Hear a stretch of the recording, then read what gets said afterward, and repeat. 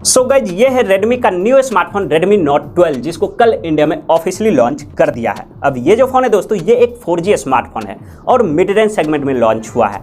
14,999 से इसकी price India में स्टार्ट हो रही है, जो कि मेरे हिसाब से अच्छी है। मैं बहुत अच्छी नहीं कह रहा बट अच्छी है। लेकिन अगर आप इस फोन को खरीदने की सोच रहे हो तो मैं आपसे ये जरूर कह सकता हूं कि आपको ये वीडियो पूरा देखना चाहिए, क्योंकि इस वीडियो के अंदर मैं आपको इस फोन के सभी कंफर्म स्पेसिफिकेशन एंड प्राइस के बारे में तो बताऊंगा ही।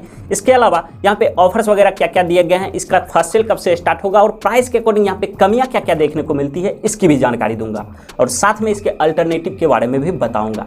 तो उसके लिए चैनल पे अगर आप नए हो तो अपने इस छोटे भाई को सपोर्ट करो, सब्सक्राइब करो दोस्तों, एंड वीडियो आपको थोड़ी सी भी अच्छी लगती है तो लाइक जरूर कीजिएगा। ऑलराइट दोस्तों, तो चलिए वीडियो स्टार्ट करते हैं। बात करते हैं सबसे पहले इस फोन की बिल्ड क्वालिटी और डिजाइन के बारे में। तो गाइस ये जो फोन है ये पॉलीकार्बोनेट बैक के साथ आया है, जिसके ऊपर हमें मैट फिनिश देखने को मिलते हैं। बॉक्सी टाइप का यहाँ पे डिजाइन देखने को मिलता है दोस्तों, जो कि फ्लैट एजेस के साथ आते हैं। टॉप लेफ्ट में यहाँ पे ट्रिपल कैमरा सेटअप दिया गया है और कैमरा हाउसिंग के अंदर ही एक एलईडी फ्लैश लाइट भी देखने को मिलती है।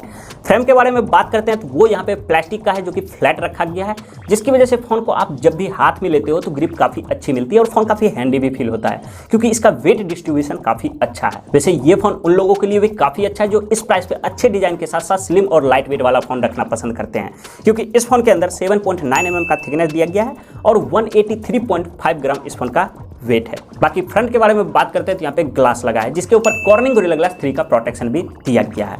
सेंटर पंच होल डिस्प्ले यहाँ पे देखने को मिलता है दोस्तों। टॉप एंड दोनों साइड वाले बेजल जो है वो काफी पतले हैं और चिन के बारे में बात करते हैं तो ये भी काफी हल्के हैं। तो ओवरऑल मेरे हिसाब से फोन काफी गुड लुकिंग है, डिजाइन और लुक्स वाइज अच्छे देखने को मिलते हैं। डिस्प्ले के बारे में बात करते हैं तो दोस्तों इस फोन के अंदर 6.67 इंच का एक एमोलेड डिस्प्ले दिया गया है, जो कि फुल HD प्लस रेजोल्यूशन का है, और यहाँ पे स्मूथनेस के लिए 120 हर्ट्ज के फास्ट रिफ्रेश रेट भी देखने को मिलते हैं। साथ में दोस्तों यहाँ पे 1200 निट्स का पिक ब्राइटनेस भी दिया गया है, तो आउटडोर में भी ये डिस्प्ले बहुत अच्छी तरीके से वर्क करेगा। तो ओवरऑल मेरे हिसाब से देखा जाए तो यहाँ पे डिस्प्ले की क्वालिटी भी जो है वो अच्छी रखी गई है। परफॉर्मेंस के ऊपर आते हैं तो दोस्तों इस फोन के अंदर क्वालकॉम का न्यूली लॉन्च स्नैपड्रैगन 685 वाला प्रोसेसर दिया गया है, जो कि 680 का सक्सेसर है। 6 नैनोमीटर फैब्रिकेशन प्रोसेस पे बना है दोस्तों, बट ये चिपसेट 2.8 गीगाहर्ट्ज की क्लॉक स्पीड पे रन करता है। तो डे टू डे लाइफ में इस फोन से मुझे नहीं लगता आपको कभी भी कोई अगर गेमिंग करना पसंद करते हो, लाइक COD या फिर BGMI जैसे हैवी गेमिंग करना पसंद करते हो, तो उसके लिए इस प्रोसेसर के अंदर Adreno 610 वाला GPU भी दिया गया है, जिसकी वजह से आप इस फोन से मीडियम टू हाई सेटिंग पे BGMI जैसे हैवी गेमिंग खेल पाओगे, प्रॉब्लम नहीं होगी। बाकी अच्छी चीज मेरे को ये लगी कि यहाँ पे UFS 2.2 का स्टोरेज दिया गया है एंड LPDDR4X के रैम देखने को मिलते हैं। तो app opening and closing speed जो है वो इस फोन की काफी अच्छी रहेगी। Android 13 out of the box ये फोन आता है और MIUI 14 के ऊपर ये फोन रन करता है, जहाँ पे आपको भर भर के ब्लॉटवेयर वगैरह देखने को मिलेंगे, जिसे आप डिलीट कर पाओगे।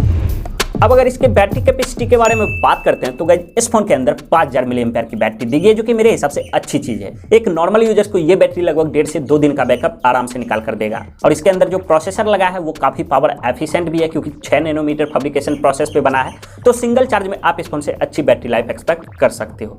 बाकी इसको चार्ज करने के लिए यहाँ पे 33 वाट की फास्ट चार्जिंग का सपोर्ट भी दिया गया है। टाइप सी पोर्ट के साथ ये फोन आता है दोस्तों। फोन के अंदर 3.5 mm जैक दिया गया है। माइक्रो SD कार्ड के स्लॉट भी यहाँ पे देखने को मिलते हैं, जो कि डेडिकेटेड हैं, और side mounted fingerprint sensor and face unlock का सपोर्ट भी यहाँ पे दिया गया है। वैसे एक चीज कहना चाहूंगा कि Redmi की जो पहचान है उसका IR ब्लास्टर, वो चीज इस फोन के अंदर भी देखने को मिलती है, और IP53 का यहाँ पे सर्टिफिकेशन भी दिया गया है। इसके साथ ही दोस्तों इस फोन के अंदर फिजिकल रैम के साथ साथ 5 GB का वर्चुअल रैम भी दिया गया है, और सिंगल स्पीकर के साथ ही ये फोन आता है। स्टूडियो स्पीकर यहाँ पे नहीं दिया गया है। इस चीज से कुछ लोग डिसअपॉइंट भी हो सकते हैं, बट अच्छी चीज मेरे को ये लगी कि इस फोन के अंदर कॉल रिकॉर्डिंग करने के लिए गूगल डायलर नहीं मिलता है, इनका खुद का डायलर दिया गया है। MIUI डायलर यहाँ पे देखने को मिलता है, जो कि मेरे हिसाब से काफी अच्छी चीज है।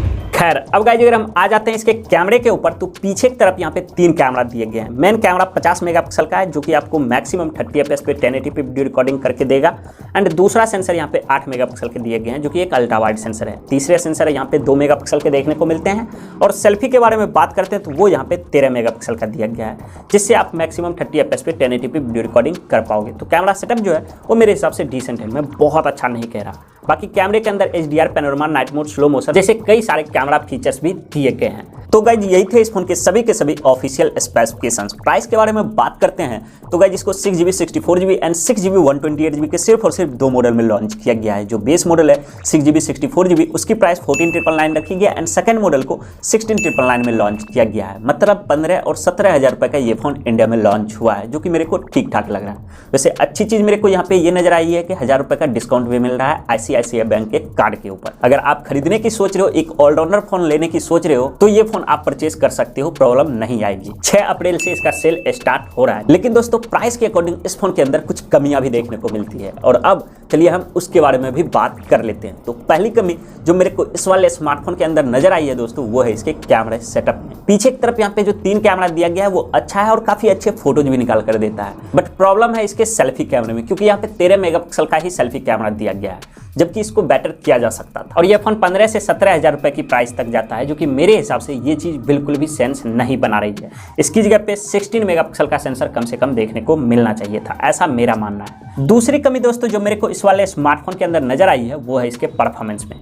यहाँ पर जो प्रोसेसर लगा है स्नैपड्रैगन 685 वाला, वो अच्छा है, अच्छी परफॉर्मेंस निकाल कर देता है। कहने का मतलब ये है कि अगर ये प्रोसेसर 15,000 रुपए के नीचे वाले फोन के अंदर मिलता तो ज्यादा बेटर रहता। लेकिन जब हम इससे ऊपर की प्राइस पे आते हैं, 16-17,000 रुपए की प्राइस पे आते हैं, तो इस प्राइस पे हम इससे थोड़ी बेटर चीजें एक्सपेक्ट कर सकते हैं। यहाँ पे मीडियाटेक डायमेंसिटी 810 वाला प्रोसेसर दे देती तो ज्यादा बेटर रहता, या फिर स्नैपड्रैगन 695 वाला प्रोसेसर दे सकती थी, वो भी काफी अच्छा ऑप्शन रहता। एंड लास्ट में दोस्तों जो मेरे को इस वाले स्मार्टफोन के अंदर कमी नजर आई है वो है इसके स्पीकर में, क्योंकि यहाँ पे सिंगल एक ही स्पीकर दिया गया है। वैसे देखा जाए तो इस चीज को कुछ लोग अवॉइड भी कर सकते हैं, बट मैं ये कहना चाहता हूं कि जहां अभी के टाइम पे मोटोरोला, इन्फिनिक्स जैसी कंपनी 10-12,000 रुपए के फोन में स्टीरियो स्पीकर प्रोवाइड कर सकती है, तो रेडमी को भी इसके अंदर स्टीरियो स्पीकर देना चाहिए था। तो गाइस अगर आप इस फोन को खरीदते हो तो इस फोन के अंदर आपको यही 3 चीजें ऐसी मिलेगी जिनको लेकर कॉम्प्रोमाइज करना पड़ेगा। बाकी जो भी चीजें फोन के अंदर दी गई है वो मेरे हिसाब से अच्छी है। और अगर आपका बजट दोस्तों 17-18,000 रुपए का है तो इस प्राइस पे मेरे हिसाब से पोको X5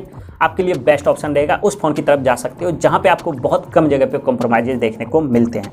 इसके अलावा आप चाहो तो 2,000 रुपए एक्स्ट्रा खर्च करके iQOO G7 भी परचेज कर सकते हो, वो भी स्मार्टफोन आपके लिए काफी अच्छा ऑप्शन रहेगा। और अच्छी बात यह है कि यहाँ पर आपको एक 5G स्मार्टफोन मिलेगा। वैसे भी दोस्तों देखा जाए तो मेरे हिसाब से अभी के टाइम पे 17-18,000 रुपए खर्च करना एक 4G स्मार्टफोन के ऊपर वो बिल्कुल भी सही नहीं है। आपको फोन लेना ही है तो एक 5G स्मार्टफोन परचेज करो, आपके लिए बेस्ट ऑप्शन रहेगा।